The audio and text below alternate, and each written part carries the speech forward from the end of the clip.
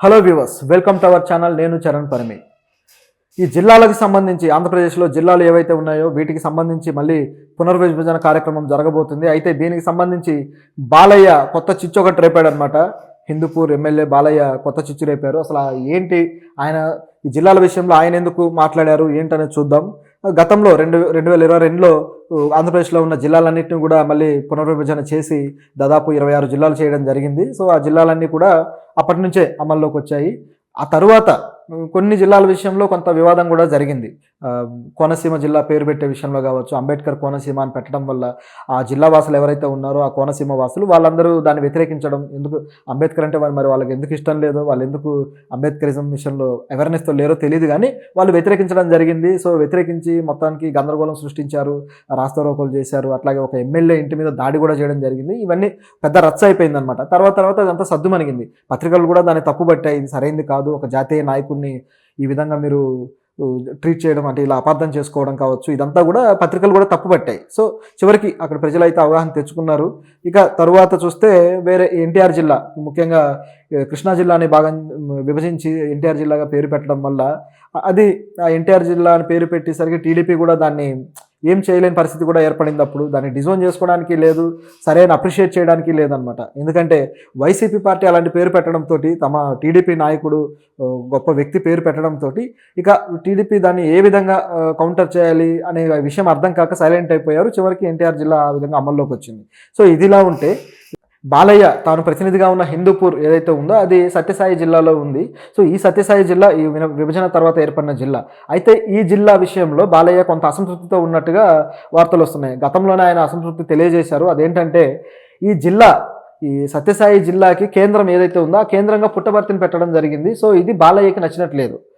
పుట్టపర్తిని కేంద్రంగా పెట్టారు, ఇది నాకు ఇష్టం లేదు, ఖచ్చితంగా ఈ కేంద్రాలను మార్చాలి, జిల్లా కేంద్రాలను మార్చాలి, ఇప్పుడు మా ప్రభుత్వం వచ్చింది కాబట్టి జిల్లా కేంద్రాలను మేము మార్చేస్తాము అని చెప్పేసి బాలయ్య ఇప్పుడు ఒక మీటింగ్లో చెప్పడం జరిగిందనమాట. సో ప్రజలు కూడా దాంతో ఏం అర్థం కాలేదు వాళ్ళకు కూడా. ఎందుకంటే ఇప్పుడు జిల్లా కేంద్రాలను మార్చాల్సిన అవసరం ఏముంది, ఎందుకు మారిస్తే ఏమొస్తుంది అనేది కూడా ఎవరికి అర్థం కాని ప్రశ్న.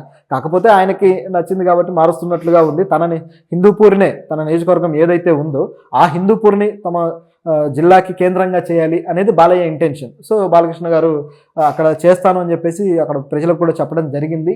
అయితే ఇదొక ఎత్తు అయితే, ఇప్పుడు మరి జిల్లాల పునర్విభజన మళ్ళీ జరగబోతుందా అంటే అవుననే అనాలి. ఎందుకంటే ఇప్పటికి చేసిన జిల్లాలు కాకుండా కొన్ని జిల్లాల విషయంలో ఇంకా చేయాల్సి ఉంది, కొన్ని డిమాండ్స్ ఉన్నాయన్నమాట. ముఖ్యంగా ప్రకాశం జిల్లాకు సంబంధించి, ప్రకాశం జిల్లా ప్రస్తుతం అయితే మొత్తం ఏపీలోనే అన్ని జిల్లాల్లోకి పెద్ద జిల్లా. అది ఎందుకు పెద్ద జిల్లా అయిందంటే ఆ జిల్లాని మాత్రం విభజించలేదు. ఎందుకంటే మరి ఆ జిల్లాలో అన్ని ఓట్లు కూడా, అన్ని సీట్లు అప్పట్లో అయితే మొత్తం వైసీపీకి ఉన్నాయి. అలాగే కొన్ని దళిత్ కేటగిరీ ఉన్న ప్రాంతాలు ఉన్నాయి. అలాగే నల్లమల ప్రాంతం, ముఖ్యంగా పశ్చిమ ప్రకాశం కరువు జిల్లా, కరువు ప్రాంతం, అదంతా కూడా అక్కడ వాటర్ సోర్సెస్ సరిగ్గా ఉండవు. అలాగే ఒంగోలు ప్రాంతంలో కూడా కొంత ఈ ఫ్లోరిన్ ఏదైతే ఉందో దీంతో సమస్యలు ఉన్నాయి. ఇవన్నీ ఉన్నాయన్నమాట. ఇక్కడ వాటర్ సోర్సెస్ లేకపోవడం, సరైన సహజ వనరులు సరిగ్గా లేక, అభివృద్ధి లేక కరువు ప్రాంతంలాగా పేరు పడిన ప్రాంతం అనమాట ఈ పశ్చిమ ప్రకాశం కావచ్చు, మొత్తం ప్రకాశం జిల్లా కావచ్చు. ఈ జిల్లాని విభజిస్తే అభివృద్ధికి అవకాశం ఉండేది. ఎందుకంటే కరువు ఉన్న దగ్గరే కదా ప్రజలు, అధికారులు వచ్చి దాన్ని డెవలప్ చేయాల్సిన అవసరం ఉంది. ఏమైనా పథకాలు తీసుకొచ్చి, ప్రాజెక్టులు తీసుకొచ్చి డెవలప్ చేయాల్సిన పరిస్థితి ఉంటుంది. కానీ ఆ విధంగా చేయకుండా ఆ జిల్లాని అలాగే ఉంచేసి మిగతా జిల్లాలను చేసుకున్నారు. ఆల్రెడీ అభివృద్ధి చెందిన జిల్లాని విభజించడం వల్ల ఏమొస్తుంది? కృష్ణా జిల్లాను విభజించారు, ఏమొచ్చింది? అభివృద్ధి కోసం వీళ్ళు ఏదైనా ప్రణాళిక రచించుంటే బాగుండేది. కానీ అలా రచించకుండా వాళ్ళ ఇష్టానికి ఓట్లు, సీట్లు ఇవి లెక్కలేసుకొని విభజిస్తూ పోయారనమాట. కానీ అదంతా బెడిసి కొట్టిందని చెప్పేసి ఈసారి తేలిపోయింది ఎలక్షన్స్లో. అయితే ఇప్పుడు ఏంటంటే ఎలక్షన్ ముందే చంద్రబాబు గారు కొన్ని జిల్లాలు డిమాండ్స్ ఉన్నాయి, వాటికి మేము జిల్లాలు విభజన చేస్తాము అని చెప్పడం జరిగింది. అయితే ఇప్పుడు దాదాపు 6 జిల్లాలు విభజించి మొత్తానికి 6 జిల్లాలు కొత్తగా వచ్చే అవకాశం ఉంది అని చెప్పి కనిపిస్తుంది మనకి. ఇది ఈ ప్రకాశంలో ఏదైతే మార్కాపురం జిల్లా అనే డిమాండ్ చాలా రోజుల నుంచి ఉంది. సో ఈ మార్కాపురం జిల్లా పశ్చిమ ప్రకాశం లైన్లో ఉంటుంది. ఈ గిద్దలూరు, మార్కాపురం, అలాగే ఎర్రగొండపాలెం, ఈ లైన్ అంతా ఖమ్మం. సో ఈ ప్రాంతంలో బొత్తిగా వాటర్ సోర్సెస్ సరిగ్గా లేక, అభివృద్ధి సరిగ్గా లేక, వలసలు ఎక్కువగా ఉన్న ప్రాంతం కాబట్టి ఇక్కడ ఒక ప్రజలకి కొత్త జిల్లా కావాలి అని చెప్పేసి ఆయన అనౌన్స్ చేయడం జరిగింది. అట్లాగే అంటే ప్రజల డిమాండ్, గతంలో డిమాండ్ చేస్తే గత ప్రభుత్వం ఒప్పుకోలేదు, ఇప్పుడు డిమాండ్కి ఆయన మేనిఫెస్టోలో కూడా చేర్చి ఇస్తాను అని చెప్పడం జరిగింది. సో ఆ జిల్లా ఒకటి ఉంది. అట్లాగే ఏజెన్సీ నుంచి కూడా ఒక జిల్లా ఉంది. నిజానికి ఆ ప్రాంతంలో అయితే చిన్న చిన్న జిల్లాలు అయిపోయాయి ఆల్రెడీ. కేవలం ఒక 3 నియోజకవర్గాలు ఉన్న జిల్లా ఈ విధంగా లేదా ఒక 6 నియోజకవర్గాలు ఉన్న జిల్లా ఇట్లా చిన్న చిన్న జిల్లాలుగా మారిపోయింది 4 నియోజకవర్గాల జిల్లా. సో ఇలా అయినప్పుడు ఇంకా మళ్ళీ జిల్లా చేయాల్సిన అవసరం ఏముందో తెలియదు కానీ మరి వీళ్ళు ఆలోచన ఏంటో. ఉత్తరాంధ్రలో కొంత కొత్త జిల్లాలు వస్తున్నాయి అన్న విధానం అయితే కనిపిస్తూ ఉంది. దీంతో పాటు కృష్ణా జిల్లాలో మరొక జిల్లా కూడా వచ్చే అవకాశం ఉంది. అంటే ఎన్టీఆర్ జిల్లా ఉంది కదా, ఎన్టీఆర్ అలాగే ఆ ప్రాంతంలో, ఆ పరిసర ప్రాంతంలో ఈ అభివృద్ధి ఎక్కడైతే జరుగుతూ ఉందో ప్రస్తుతానికి అమరావతి కావచ్చు, విజయవాడ కావచ్చు, అట్లా ఈ ప్రాంతంలో మరొక జిల్లా తీసుకొని వచ్చే అవకాశం ఉన్నట్టుగా కనిపిస్తుంది. ఆల్రెడీ కావాల్సినంత అభివృద్ధి అక్కడ కేంద్రీకృతమై జరుగుతూ ఉన్నప్పుడు మళ్ళీ కొత్తగా జిల్లా అవసరం ఏంటో మరి ఈ ప్రభుత్వ పెద్దలే సమాధానం చెప్పాలి. నిజానికి అభివృద్ధి లేని చోట జిల్లాలుగా విభజించి అక్కడ ఏమైనా కొత్త ప్రాజెక్టులు తీసుకొని వస్తే బాగుంటుంది.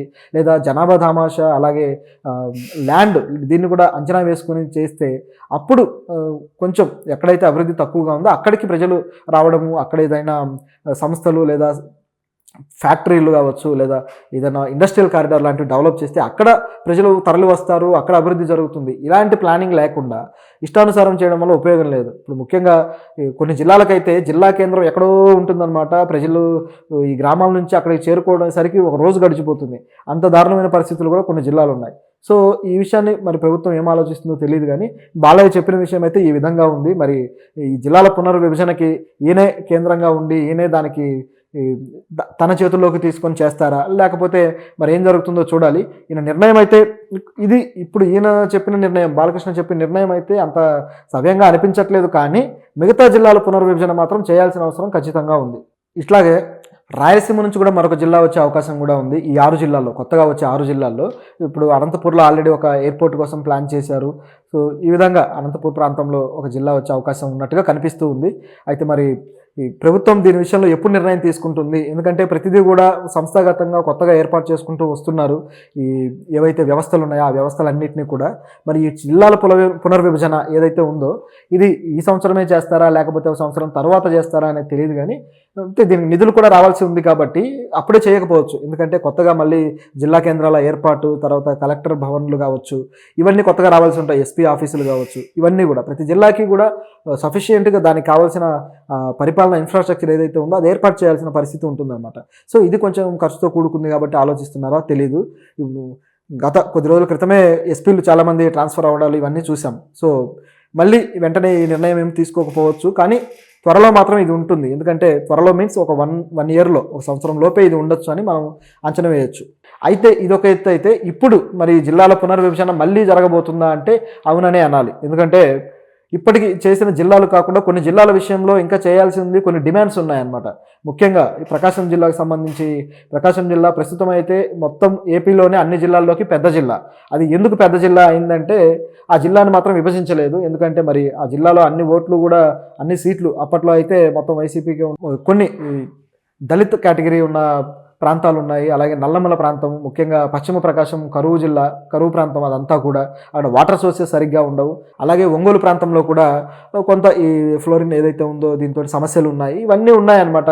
ఇక్కడ వాటర్ సోర్సెస్ లేకపోవడం, సరైన సహజ వనరులు సరిగ్గా లేక, అభివృద్ధి లేక కరువు ప్రాంతంలాగా పేరు పడిన ప్రాంతం అనమాట ఈ పశ్చిమ ప్రకాశం కావచ్చు, మొత్తం ప్రకాశం జిల్లా కావచ్చు.